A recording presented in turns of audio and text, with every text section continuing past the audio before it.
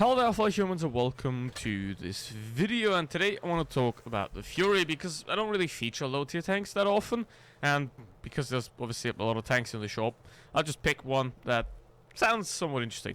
Now, obviously, there are also other things in the shop, like also the 88 is also new in the shop, which can also be a good bundle if you like tanks, joys, and if you like burning games and making creds there. However, the main focus for this video is going to be the Fury, because for €7 you also get 30 days of premium time. Now, let's have a look over here. 30 days of premium time, that does cost you around 2,000 gold, which in money is going to be somewhere between 5 and €9. So basically, you get the tank almost for free if you buy that premium time. And premium time is always a good thing, you know, because the more premium time you have, the better and the faster you can grind things. And if you have those premium time and stuff like that, you also do have the credit boosters and all the XP and free XP boosters, which is a great bundle. So basically, €7 for 30 days of premium, the boosters, and a tank for about €1. I don't think that is a bad deal, especially because if you like tanks, if you like real world tanks, then this might be one for you, because it's obviously a tank from a movie. The movie isn't that accurate, but still. Now, what is this tank? It's just an M4 Sherman, basically. 160 alpha damage, around 2000 DPM, 12 degrees of gun depression, which I like very much. Decent mobility. It's not outstanding, it's not great. It's obviously faster than a heavy tank, and the armor. What's armor exactly? However, this can be a fun little tank, and it also can especially be a fun little tank for a beginner, because while it doesn't have much armor, it sort of allows you to learn in a lower tier where there's less pressure, and it can allow you to get into that medium tank playstyle relatively easily and without trouble, and basically also for not much money, while also already making creds for your future progress. And now we get into the battle with the Fury, and unfortunately, I did record it live, but the microphone decided to not want to do microphoning, so now I'll have to record the replay. But anyway, let's go. This is still a great game in the Fury, and it's also the first game that I've ever played in the Fury, so world premiere, I suppose, and you'll see how it is going to end. Well, stay tuned if you want to find out, and I can tell you it is going to be spectacular. And this tank kind of also is a bit spectacular, because I mean, it's from movies, so if you like the movie, or if you're even old enough to remember that that was a movie, then it can be a pretty nice souvenir to have, I suppose. And for €7, as I said, you get the premium time, so you get the boosters, so you basically get this thing for free in the end. And again, if you're already a good player, this can be a little fun relief from the hell of tier 10 as well.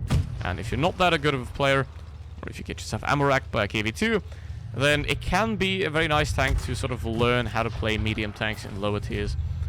Obviously, you shouldn't just get this thing. Ideally, you've already played the regular M4 before, or also the M4, the Easy 8, the tier 6 M4, M4, E2, something like E8, something like, I don't know. Americans and their tank names, I don't get it. But anyway, what I don't get either is wargaming, because I mean, at the beginning they sold this thing for like €20 without premium time, and then they stepped it down and down and down and down. So now we're here where it's basically being given away free, because either no one wanted it, or yeah, wargaming just doesn't have to pay any license money anymore, so who knows. But anyway, what you can already see is the team's currently disappearing. So what you want to do is do a lot of damage, because I mean, 2000 DPM at tier 6 is relatively solid, but a lot of tanks do have that at tier 6. Tier 6 is a tier where there is a lot of damage, but not a lot of armor. So it is required here to sort of play a bit more careful. And if you're talking about RNG, that's RNG, and it happens to everyone. So basically, there's no reason to get mad at it. It just happens. And obviously 1.2k damage so far, which is a very good result. You know, just keep pumping those shots. What you have to do with this thing is try to not get shot at, because it doesn't have any noticeable armor. So overall, you want to be able to be mobile, to move around, to not get shot at. It can bounce a shot here and there, you know, because obviously the angles are relatively decent. The thickness is non-existent. But yeah, also look at the minimap. As you can see, the M6 is coming up behind me, right there. And now RNG is gonna strike again this time on the top. Yeah, lovely. But the Cheeto is gonna actually finish him off, which is very nice. And now this guy here is gonna try to challenge me, but that's not really gonna work for him. You know, Mr. Andrus 2013 fighter, maybe go outside while you still can before we live in a nuclear winter or something like that. Who knows? Maybe it's also gonna be a nuclear summer. That'd be nice. Mom, why is the tree on fire? Anyway, what is also on fire is me on this game at 2,299 damage so far. And now I'm in a 1v1 against the Cryos with the added bonus of the phone ringing. And someone's trying to tell me that I'm screwed because I have 300 hit points against the Cryos and also a KV2, unfortunately.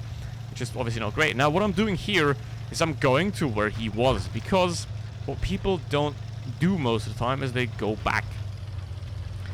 They don't go back most of the time. You know, if he's been over there at the rail tracks, then he's probably not going to expect me to be there next. Or he will expect me to be there because he's a smart cookie, or he just doesn't know how the game works and just guesses it. But yeah, now capping, that could be the Cryos because he's fast enough, or it could also be the KV2, but no, it isn't. Look at him. He knew where I was, roughly, but he didn't know where I went. And now I have a problem here. The KV2 can technically shoot me from his position in the cap circle. That's why I'm trying to move away a bit further here. Now also the KV2 is moving out, which means I'm going to have to disappear. And there he is. Thanks, Cheeto, again. And obviously at this point, I'm not in a very good situation, and you wouldn't want to be deceived by RNG. But in this case, I'm not, because that shot does hit, which is very nice. And now the Cryos is down to a one-shot, which is very, very good for me. However, the KV4 still remains the bigger threat, because the KV2 can one-shot me, while the Cryos can't.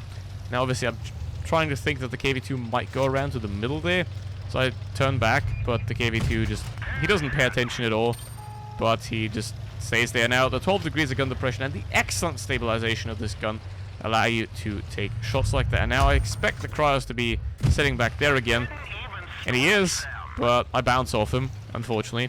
More unlucky RNG there, which doesn't help, but that's how a game is sometimes. And now the KV2, I'm gonna hope here, well, again, didn't pen. The tank's penetration isn't really amazing, but that's how it is. And then now I have to keep watching out for the Cryos, who's still sitting back there. So keep killing the KV2. He missed, you know, he's still reloading, so there's no threat from him whatsoever. The only threat there is from my continuously horrible RNG.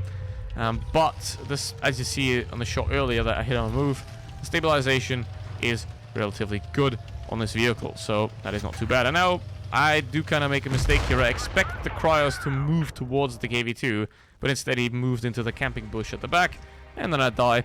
But yeah, that just happens sometimes. And as you can see, 2,300 damage, which is an ace in the first game that I've ever played this tank in, and that's pretty solid.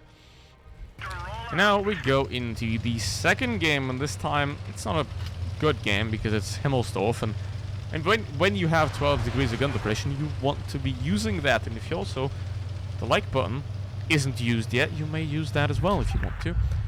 And now, obviously, on a flat ground, that's not really great for this vehicle, because, you know, you're on a flat surface where you don't want to be. You want to be held down in this tank, which is also great to learn in this vehicle.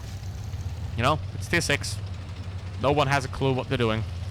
So if you're new to the game and you don't know what to buy, this can be a very good entry-level bundle, because it gives you a month of premium time that allows you to grind up a couple of basic stuff. You know, I wouldn't recommend ever, I would never ever recommend to rush lines, you know? Only go up when you are actually good with the previous tier. You're never gonna go well in a tier 9 tank when you already sucked in a tier 6. That's not how it's gonna go. It is always gonna be worse and worse. So learn to play the lower tier tanks first. If you can't play the lower tier tanks, you also won't be able to play the higher tier ones. That's why this can be a very good recommendation, because if you can play this one well, then you're also not going to do too badly any higher tier medium tank, because most of them do have a relatively similar playstyle, especially the ones with gun depression, like an M48 pattern or an STB or something like that. Obviously, there are major differences with the alpha damage and stuff like that, but that is given the tier. In general, they do, from the tactics, do play relatively similar. So if you understand this thing, if you can play well in this thing, then you are going to have a lot better chance at a higher tier than if you don't know how to play something like this. Because obviously, if you then do bad in a tank like this, you should never get a tier 10 medium tank, because you're just going to be, at that point, ruining the games of your teammates. But if you are already a decent player, if you already know somewhat what to do, you know, you can take this thing, take the free premium basically, and then use that to hone your skills in this vehicle and wreck some noobs, I suppose, and see a club like I'm doing it right here, which, to be fair, isn't really fair at all. That's why I don't really feature low tier gameplay too much, because it just feels wrong. You know, it just feels wrong.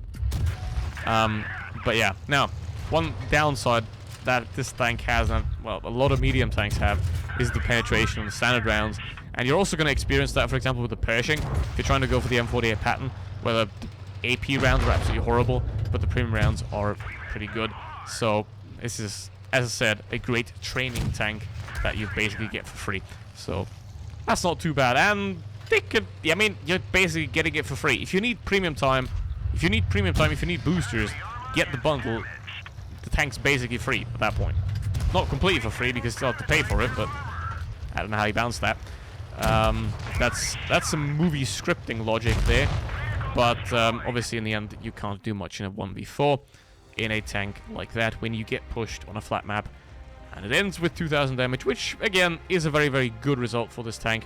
And in the end, you know, if you have a crap team, as long as you perform well, I don't think there's any reason to be mad, because obviously, in a game like Blitz, it doesn't really matter what your team does. As long as you're happy with what you're doing, then that's fine. As long as you're not pulling down the team as well, it's fine what you're doing, right? And obviously, if your team is pulling down you, then just leave it. Just leave it. But anyway, that's it for this video. As I said, can recommend it. Obviously, only if you can afford it, that is. But yeah, with that said, thanks for watching. See you in the next one. Goodbye.